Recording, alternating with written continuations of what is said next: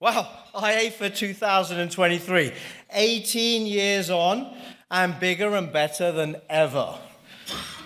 Now, whilst I'm in thanking mode, let me thank all the companies who have sponsored an award, the companies who have donated the auction, and Lucky Dips, and of course, all of you guys for being here and making IAAFA Charity Ball the huge success this year. Without you, tonight would not be possible. So thank you from the bottom of my heart. Thank you.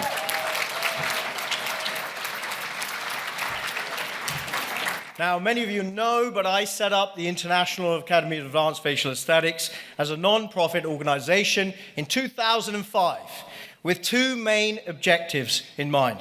Number one, to unite clinicians from all over the world in one organization dedicated to the pursuit of clinical excellence in aesthetic medicine, so as to help upskill everyone with the latest concepts, developments, techniques, and technology in order to truly provide outstanding treatment for our patients, and in the process, become as successful as possible. I'm so delighted to have had thousands of clinicians go through this process via my institute and IAAFA, and continue to welcome all clinicians at whatever level at any point in their careers. Today, IAAFA has representation from all over the UK, Europe, Africa, Middle East, Asia, the Far East, Australia, North and South America. So it's truly an international entity. Objective number two was to raise as much money for children's charities as possible. So far, over £310,000. And we're going to add to that tonight. You better believe it. The IAAFA, thank you. Now, the IAAFA mantra being as bold as ever in that a person never stands so tall as when they stoop to help a child. I'm going to repeat that. A person never stands so tall as when they stoop to help a child. Indeed, when we look at things from a global perspective, most of us here tonight are all relatively fortunate. And I believe it is therefore incumbent upon us to give back to our communities and to humanity. Be rich because of your good deeds, not because of your bank balance. Interestingly, as doctors, what do? We seek out the underlying cause, the etiology of a disease.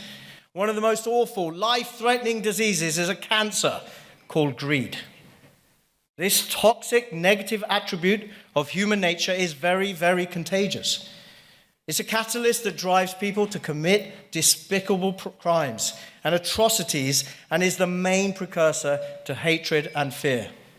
What we are witnessing in Ukraine, Israel, Palestine is merely history on repeat. Innocent lives being lost unnecessarily. When we peel back the layers, what do we find? We find greed lurking there as the engine of this process. As humans, we can all potentially fall into this trap and lose ourselves in the abyss of pseudo-wealth and the desire to want more and more and be totally ignorant to those suffering around us. So I ask you, what is the solution? What is the cure? Well, as forward-thinking doctors, we must be proactive, not just reactive. So prevention or a prophylactic mindset must be adopted. So we must constantly be asking ourselves, what can we do to help those less fortunate than ourselves? I look at this as cathartically rebalancing or healing ourselves. And this will, I believe, prevent greed from taking root. This is the most empowering thing you'll ever do, and I'm sure you will agree that you have the opportunity to become richer in a manner and scale that far surpasses any monetary gain. This karmic currency conversion for this is very favorable indeed.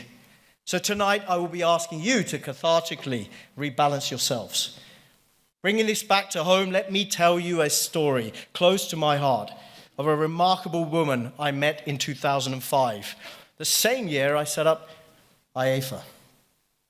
As Sonia, my gorgeous wife, and I took our eldest son, Paris, at the age of 5 years old, to his first school, a pre-prep called Lambrook. We were greeted by many parents and teachers, but one woman stuck out because of her incredible warmth and a smile that was unforgettable. Since that day, we forged a wonderful friendship as did Paris and her eldest child, Alex. Countless play dates, sleepovers, and dinner dates were to follow, and we became really good friends. That all came to an abrupt and tragic end in 2010 when she was brutally murdered by her ex-husband at home while her children, Alex, then only 10, and Katie, 9 years old, were in earshot in the adjacent room. Robert Brown's motive was pure greed. Yes, ladies and gentlemen, that wonderful lady was indeed Joanna Simpson.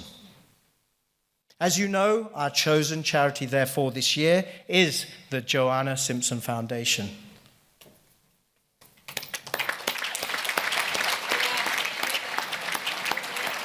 Now, the aims of this charity is to transform the care, the support, and protection of children affected by domestic abuse, to help children like Alex and Katie, who lost their dear mother, our friend, at such a tender age.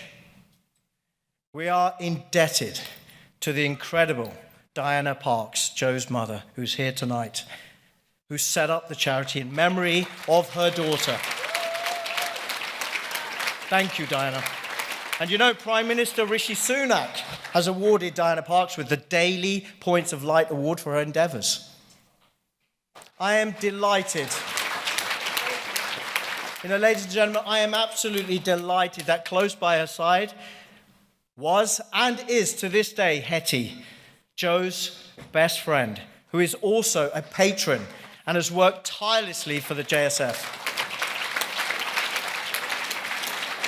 They are both here with their families supporting the cause.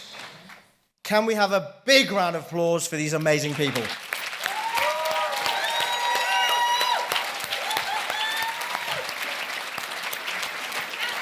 Do you know, you guys, I have to say, I am truly inspired by your tenacity and your stoicism.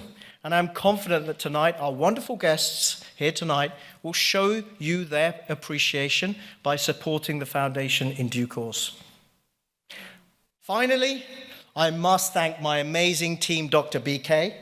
And your best Patient, of course. And of course, my gorgeous wife, Sonia, who has led.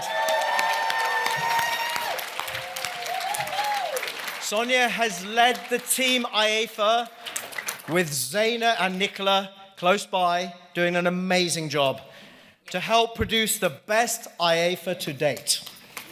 Thank you, guys. You truly are the best. Thank you. So tonight, I want you all to have a memorable night with like-minded people, eating, drinking, and dancing. Madhu's Caterers, where are you guys? Doing an amazing job. They provided us with their finest cuisine that you've sampled. And drinks are on tap via your waiters and your waitresses to your table.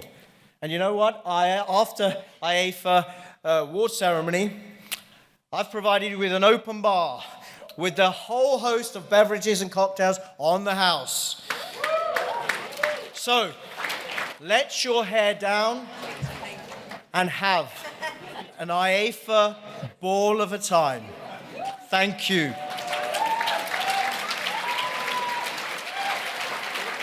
Thank you.